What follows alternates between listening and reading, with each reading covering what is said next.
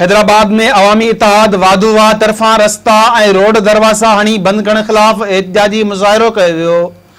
ॻोठ गुलाम शबीर कंबराणी, ॻोठ बुढो पालारी, विक्यो पालारी, रज़ाई मुस्तफ़ा कॉलोनी, वाधूवा, पट्टी, संजर चांग ऐं ॿियनि इलाइक़नि जे रहवासियुनि चेयरमैन अवामी इत्तेहाद दाद मोहम्मद बिरोही जी अॻवानी में ॻोठ गुलाम शबीर बिरोही खां प्रेस क्लब ताईं रैली कढी वई।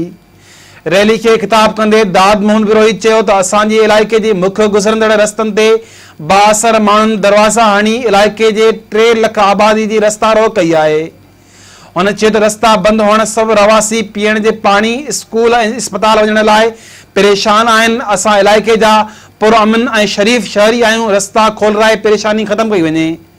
अवामी इत्तेहाद जे मोहम्मद हसन सपियो चयो त मसइला हल थियण ताईं एहतिजाज जारी रखियो वेंदो। रैली के नसीर अहमद बुलेदी, माशूक अली भुरगड़ी, पसंद अली रिजवी, गुलाम नबी कीरियो ऐं ॿियनि पिणु ख़िताब कयो।